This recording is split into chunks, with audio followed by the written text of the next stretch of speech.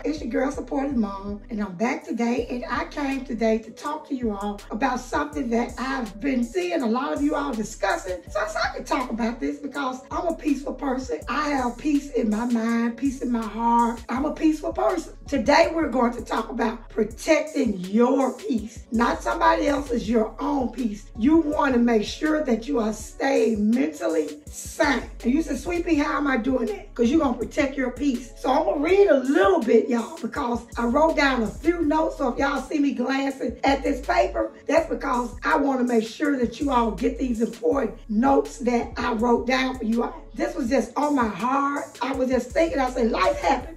And what you have to come to realize and what you have to accept in your spirit, in your soul, in your mind, what you have to accept as a person is life is going to happen. It's not possible to stop it from happening. The only way that you can stop life from happening is your life end and that you give up that last breath. And none of us, we're not ready to do that. We're going to live. And while we're living, we're going to protect our peace. So I'm just going to read a few of these here that I wrote down for you all. It is possible to stay strong when your world is crumbling. It's possible. You can stay strong. Whether the stress is a health issue, workplace stress, or financial crisis, managing through your thoughts, emotions is possible. And yes, you can do it. You can.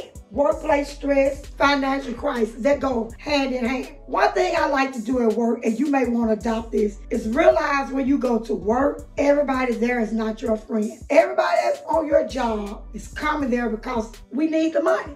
You're going to work to get the money. You're not going to work to make friends, to hang out, party, and do. These are things that I don't do with my workplace people. Y'all know me. I meet them in the street, leave them in the street. Meet them at the workplace, leave them at the workplace. Not saying that some of our co-workers cannot be good people, because I have been blessed to work with some very good people. I have. But a lot of times our peace comes, you go to work, run your mouth, where you live, how much you making, telling all your business. I'm going through a divorce. My children doing this, my husband doing this, my dog doing that. That's not your co-worker's business. That's how you're going to protect your peace at work. Just by zipping up your lips. That's all you got to do. Go out there, do your job. Come home. Good morning. How you doing? Have what we call coffee or what they call around the water fountain conversation. Coffee pot conversation. Girl, how's the weather? Oh, it's cold outside. Discuss the weather, holidays. That's it. Not your family, not your personal business. And that's going to relieve you of the personal stress on your job. Your peace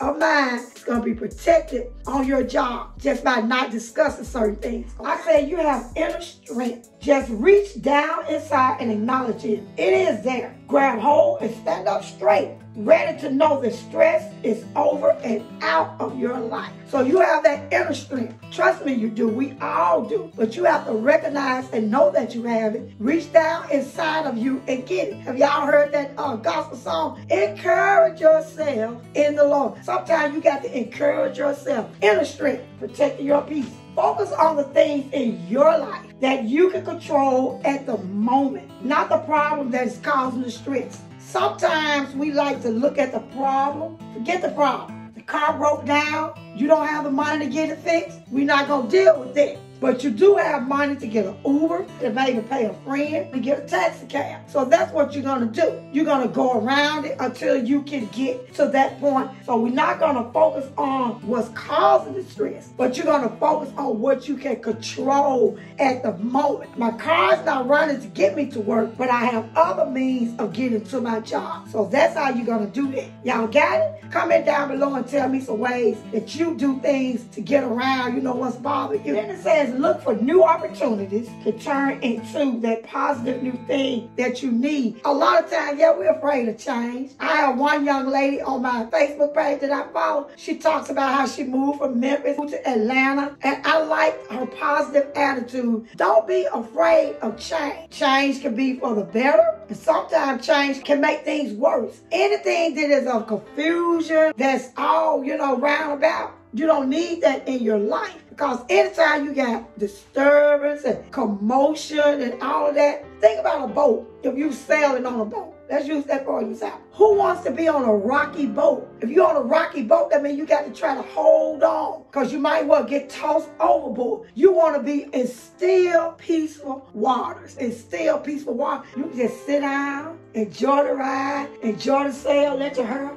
swirl in the wind. We want to be at peace. Then I wrote, although there is something negative going on, be grateful for the good. There's always some good. You just got to remember it and don't just focus on the negative thing. Be grateful for the good things that you do have and what is good in your life right now. You do this by reflecting on what you learned from the situation and how you refuse to allow this situation to be a repeat moment in your life. Because if you focus on the good, recognize what happened. Accept, okay, this is bad. I allowed it to happen. Don't ever be a person to throw a brick and hide your hand. Can't stand them type of folks. Accept what you did. Accept what caused it. And then go on and say, okay, it happened. But what I'm going to do is I'm going to look at the good in my life. What's positive right now in my life? What's good in my life right now? I'm loving how D-Saw put this wig on my head. I'm feeling it. That's good in my life. Because I'm feeling good about myself, I'm going to forget about what happened, the negative, and we're going to focus on the positive. Let's use for an example. Someone may be going through a divorce. Most people always got some type of relationship problem. So you look at it like this and you say, okay, am I happy with this person or am I miserable with this person? Am I able to be free with this person? Am I able to be myself with this person? Am I able just to blossom with this person? Once you notice and be truthful about all of these things, you see all the negative things that you don't like. You got to be truthful. Don't be telling me, yeah, well, but. No, I ain't no yeah, well, but. You came and you're looking at all the things that you don't like. Because remember, this is all about your peace. Not about his peace. Not about her peace. Not about your in-laws' peace. Not about the children's peace. This is about your peace. So in order to focus and to maintain your peace, you must focus on you.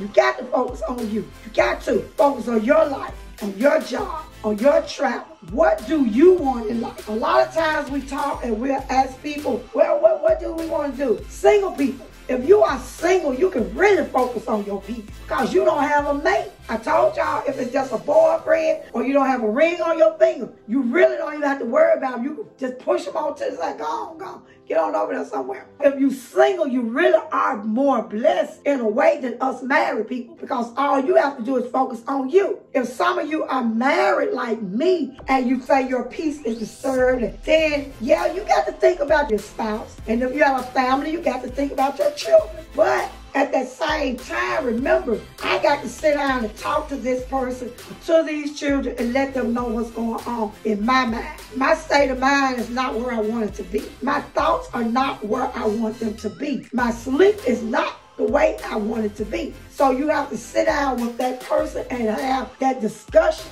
Now, if it's a person that you can't have a discussion with, pray about it. Once you pray about it, accept the answer that God give you. If he say push them on, push them on. Be willing to do what God tells you to do. Be willing to accept that answer. Don't be afraid to seek support. Know that you don't have to do everything on your own. Well, I'm very independent. Although I've been married, y'all know, for 32 years, I've just always been the type of person that I like to make it happen because I like for things to happen the way I want for them to happen. But don't be afraid to ask for support. Don't think because you need support, if you may need counseling or if you may need to talk to someone, don't think that that's a sign of weakness. It's not, because it's all about your peace of mind. It's nothing in the world like a peace of mind. If you don't have a peace of mind, oh God, you really can't do anything because your ways, as the scripture says, that a devil-minded man is unstable in all his ways. And why is he devil-minded? Because he's not at peace. You want to be at peace with yourself. So we're going to protect ourselves. We're going to seek support. We're going to reach down for our inner strength. Focus on the things that we have right now. Not the negative, but what we have now. So this is Supportive Mom. Y'all know that I love y'all. Do something today to protect your peace. Protect your peace. That's what we're doing. I got a peace of mind. I'm happy. I'm ready for springtime. So we're going to be peaceful and go out and enjoy the sunshine and all the beautiful sun that God is getting ready to send for the spring. I love y'all. Hugs and kisses to each and every one of you. Protect your peace, and I will talk to you the next time.